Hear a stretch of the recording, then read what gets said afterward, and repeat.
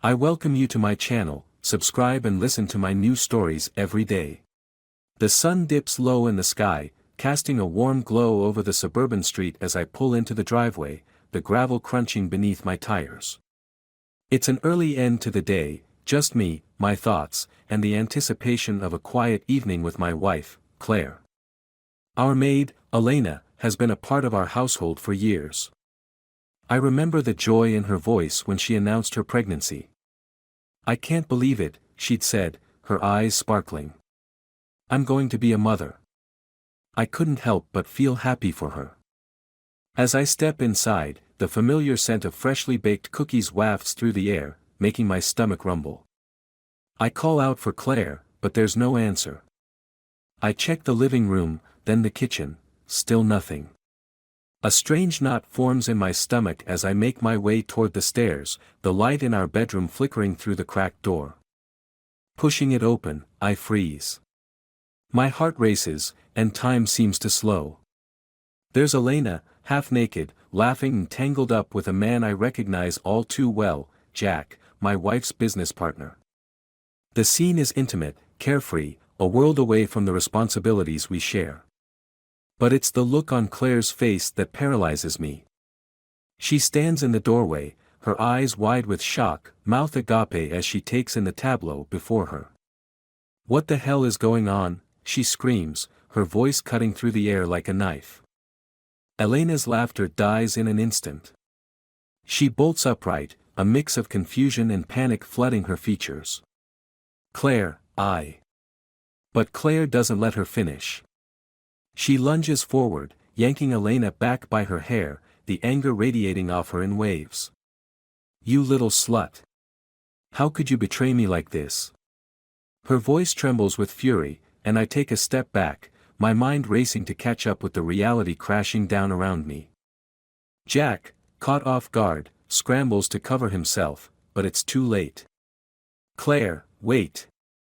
This isn't what it looks like," he stammers, but the desperation in his voice only fuels her rage. "It's exactly what it looks like," she snaps, her hand connecting with his cheek in a sharp slap that echoes through the room. I feel like I'm watching a movie, detached and confused. I want to speak, to shout, but the words are lodged in my throat. Finally, the truth settles in, heavy and suffocating. Claire isn't just angry about the affair, she's angry because she's the one who's been unfaithful. She's the one who brought him into our lives, allowed him to invade our home, and now he's left a trail of destruction in his wake. "What's going on, Claire?" I finally manage to say, my voice steadier than I feel. "You're cheating on me with him." Her expression shifts, a flash of guilt breaking through the anger. "It's not what you think." "Then what is it?" I interject, the betrayal burning through my chest. "How long has this been going on?" Elena, still flustered and clinging to the blanket, stares between us, her face pale. "I didn't mean for this to happen," she whispers, her voice shaking. "No one cares what you meant." Claire snaps, her rage refocusing. "You've ruined everything." And in that moment, clarity washes over me. This isn't just about betrayal, it's about revenge. My heart races with a new purpose. I've built a life with Claire, and she has shattered it in the most public way possible. I glance at Elena, whose face is a mixture of fear and regret, then back at Claire, whose bravado is faltering. "I know what I need to do," I say slowly, feeling a cold resolve harden within me. "You'll regret this, Claire. Both of you will." Claire scoffs, but her bravado is slipping. "You don't scare me," she retorts, though her voice lacks conviction. As I step back, a plan begins to form in my mind. I won't just sit back and let this slide. I'll make them both pay for the betrayal, for the secrets that have turned my world upside down. My life is about to change in ways I can't yet fully grasp, but one thing is clear, this is just the beginning. I turn and walk out, leaving them in chaos, a smirk creeping onto my face.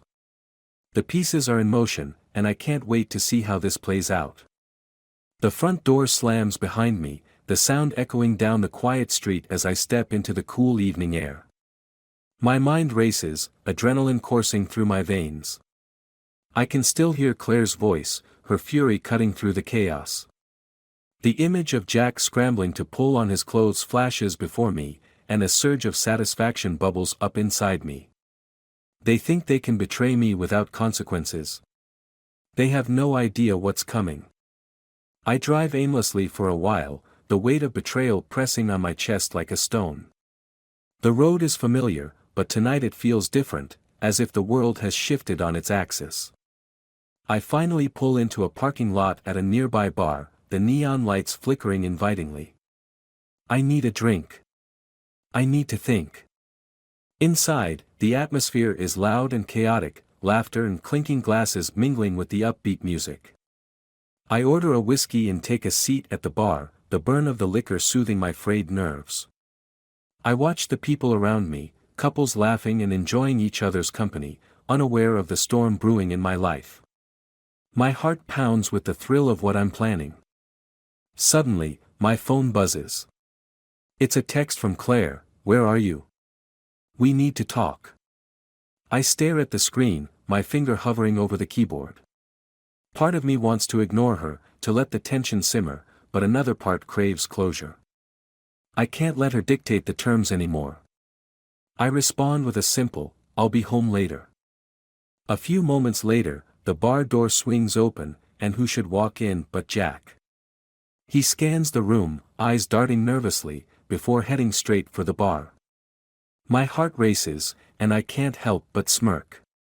This is perfect. "Hey, buddy." I call out, forcing cheer into my voice as he approaches the bar.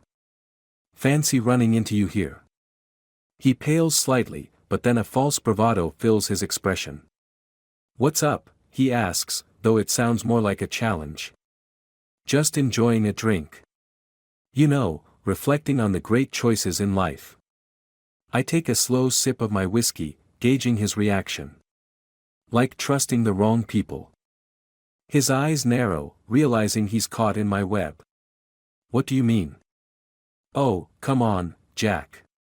You really don't want to play dumb with me right now," I say, leaning closer. "I just saw you with my wife. Care to explain how that happened?" His face flushes with embarrassment, and he glances around, clearly uncomfortable. "Look, I didn't mean for it to happen that way. Claire and I." "Stop," I cut him off. "You're not going to spin this into some sob story. You've already made your bed, and now you have to lie in it." Jack shifts uncomfortably. "You don't understand. Claire and I, it just happened. It's not what you think." "Really?" "Because it looked pretty straightforward to me," I say, my voice low and dangerous. "You think you can just waltz in, take what's mine, and not face any consequences?" He opens his mouth to respond, but I'm not done yet. "I don't care if you think you love her. This isn't just about you two. You've crossed a line, and I'm not going to let you get away with it." His bravado cracks, and I see the fear in his eyes. "What do you want from me?" I lean back, taking another sip of my drink. "I want you to understand that I'm not going to roll over and let this slide. I'm going to make sure you both feel the weight of what you've done." "Is this a threat?" he asks, his voice barely above a whisper. "Call it what you want," I reply, a wicked grin spreading across my face. "Just know that I'm not finished. Not by a long shot." He looks around again, anxiety creeping in as he realizes he's trapped in this conversation. "You need to back off," he warns, trying to regain some control. "You have no idea who you're dealing with." "Oh, I think I do," I say, feeling the thrill of power surge through me. "And trust me, you're going to wish you never crossed me." I watch as Jack backs away, his bravado crumbling. He mutters something under his breath and hurries out of the bar, leaving me with a sense of satisfaction. I finish my drink, my mind racing with possibilities. I pull out my phone again and send a quick text to a friend who's been on the fringes of my life, a private investigator I met at a networking event. I need your help. Can you meet me tomorrow? As I leave the bar, the weight of my plan begins to take shape. Claire and Jack may think they can have a life together, but I have resources, and I'm determined to unravel the threads of their deception. The game is just beginning, and I intend to play it to win. Back home, I slip into the house quietly. The lights are off, and I can hear Claire's muffled voice coming from the bedroom. I lean against the wall, heart racing, listening to her pace, the sound of her anxiety palpable. This is just the start, I think, a cold smile on my lips. They have no idea how deeply I plan to strike back. Morning light seeps through the curtains, casting soft shadows in the bedroom. I wake with a purpose, my mind racing with the events of last night. The betrayal still stings, but the anger fuels me, sharpening my resolve. Claire thinks she can rebuild what she broke, she has no idea what I have planned. I shower quickly, the water washing away the remnants of last night's adrenaline. After dressing, I make my way to the kitchen, the smell of coffee brewing greets me. Claire is already there, stirring a mug, her eyes flicking to me with an unreadable expression. Good morning, I say, my voice deliberately casual. Good morning, she replies, avoiding my gaze. The tension is palpable, an electric charge hanging between us. I pour myself a cup of coffee, taking a moment to gather my thoughts. We need to talk about last night. Her posture stiffens, and she takes a deep breath. I know. I'm sorry. I didn't mean for you to find out like that. Didn't mean for me to find out. I scoff, incredulity washing over me. You're having an affair with my wife's lover. You think an apology is enough? She sets her mug down with a thud. I didn't choose this.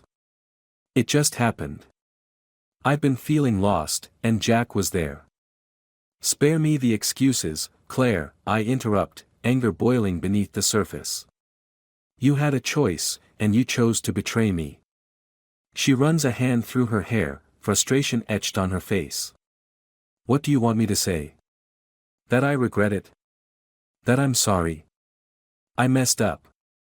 Can we just move past this? No, we can't just move past it, I say, my voice firm. You've ruined everything. I won't let you just sweep this under the rug.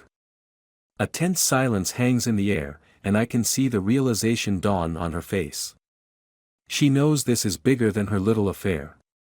What are you planning? She asks, a hint of fear creeping into her voice. Planning? I echo, a smirk creeping onto my lips. I'm not planning anything yet. But I will. I finish my coffee and grab my keys. I'm going to meet someone who can help me understand exactly what you and Jack are hiding. What do you mean? Claire asks, her voice tinged with desperation. I ignore her question, stepping out the door and into the fresh morning air. My heart races as I drive to the office of the private investigator, Mark. He's a sharp guy, known for digging up dirt on anyone, and I need his expertise to gather evidence against Claire and Jack. When I arrive, I'm met by Mark, who greets me with a firm handshake and a curious look. You sounded urgent on the phone. What's going on? Let's talk inside, I say, leading him to a small conference room. The walls are bare, the atmosphere thick with anticipation. Once we're seated, I lay it all out.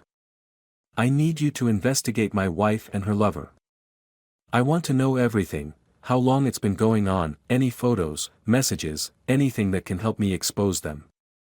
Mark raises an eyebrow, intrigued. This is serious.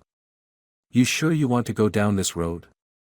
I nod, the determination in my voice unwavering. They think they can just destroy my life and walk away. I want them to pay for what they've done. Got it. I'll start with surveillance, he says, scribbling notes. I can track their movements, see if they're meeting up. You'll want solid evidence. Good. I also want you to dig into Jack's background.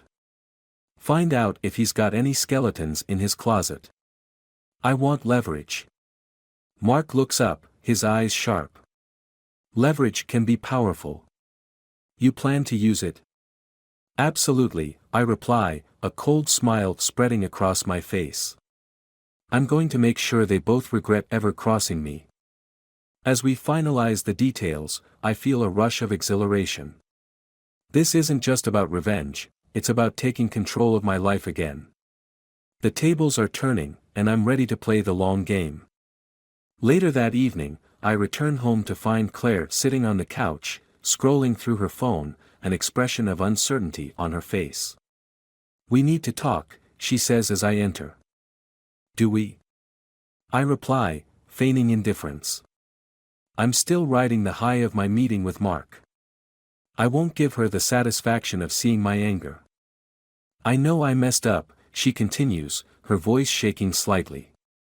But I want to make things right. Can't we just start over? I laugh, the sound bitter. Start over? You've torn apart everything we built. What do you think will change? You think I can just forget about what you did? Please, just give me a chance, she pleads, desperation creeping into her voice. I can end things with Jack. I'll do whatever it takes to fix this. Fix this? I repeat, incredulous. You think it's that easy? You've broken my trust. There's no going back. Her eyes flash with anger, and for a moment, I see the real Claire, the one who's been hiding behind guilt. You don't understand how hard it's been for me. I didn't want this to happen. Then why did you let it?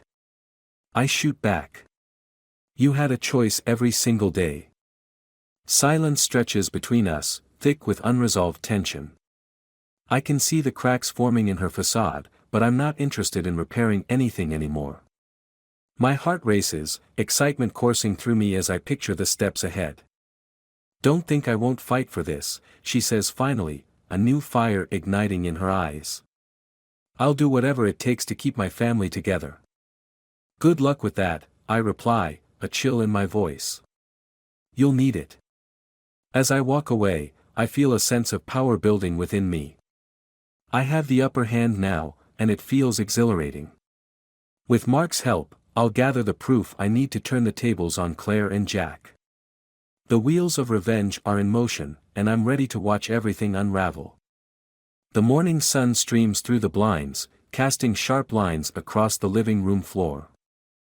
I sit at the dining table, the evidence laid out before me, photos, messages, financial records, all meticulously gathered by Mark. Each piece is a dagger to my heart, a testament to the depths of Claire and Jack's deception. My fingers trace the edges of a photograph where Claire smiles, unaware of the storm she's about to unleash. Mark stands by the window, his expression unreadable. We have everything we need, he states, his voice steady. Once you move forward, there's no turning back. I nod, the weight of my decision pressing down on me. Do it, I say quietly. Expose them both. Let everyone see what they've done.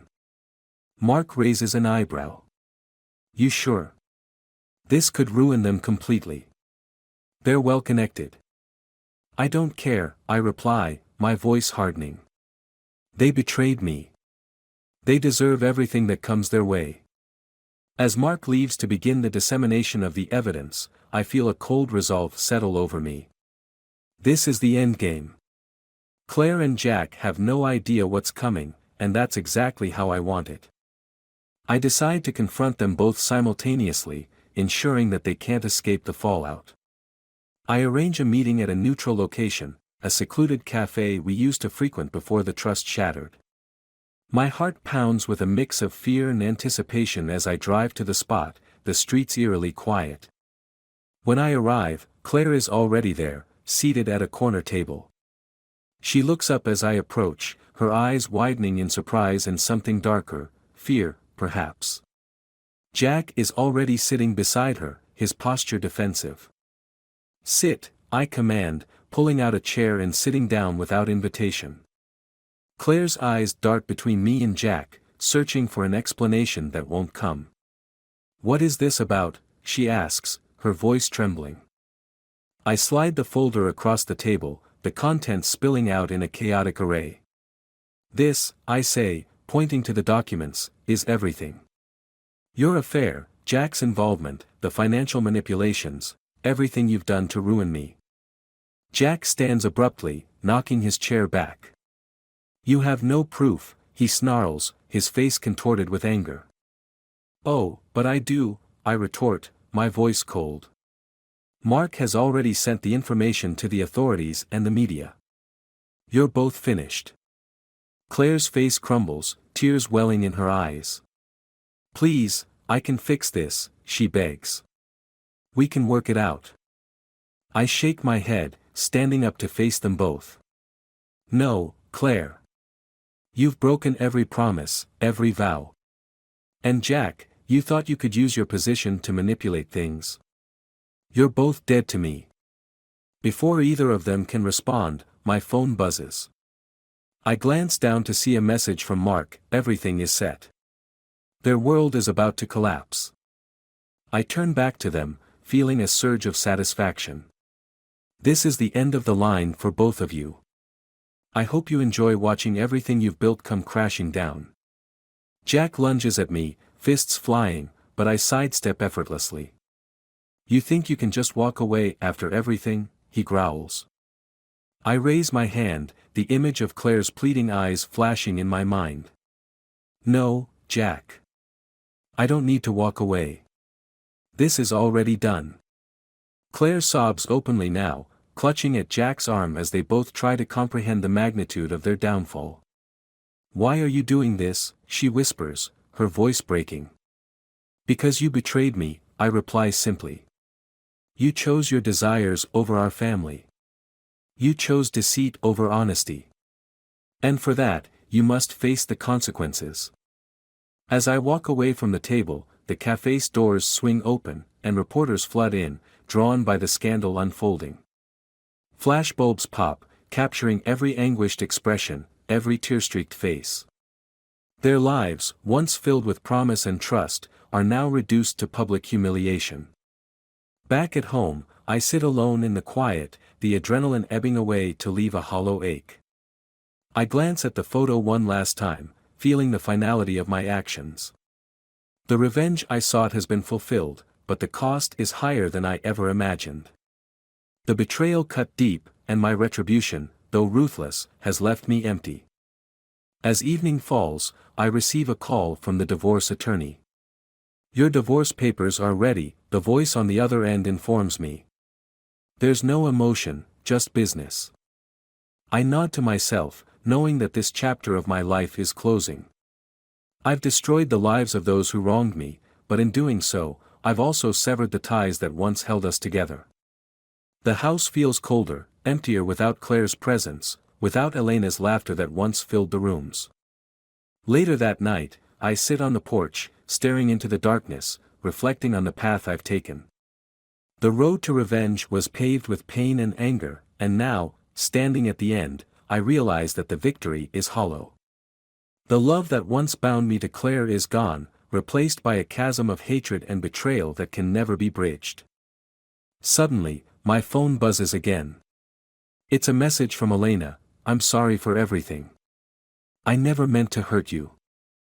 I stare at the screen, the final piece of the puzzle clicking into place. Her actions, though part of the betrayal, were also a cry for help, a misguided attempt to find connection in a broken household. But it doesn't change the fact that trust is irrevocably shattered.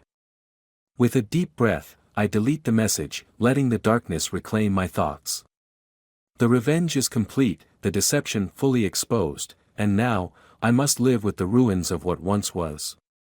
The surprise twist lies not in the revelation of their betrayal, but in the realization that vengeance, no matter how meticulously planned, leaves nothing but ashes in its wake. As the night deepens, I make peace with the finality of it all. Claire and I are forever parted, our lives intertwined no more. The hatred of betrayal consumes me, but it also liberates me from the chains of deceit. In the end, the true surprise is that the greatest betrayal was not theirs, but my own descent into darkness, leaving me to navigate the lonely path of retribution alone.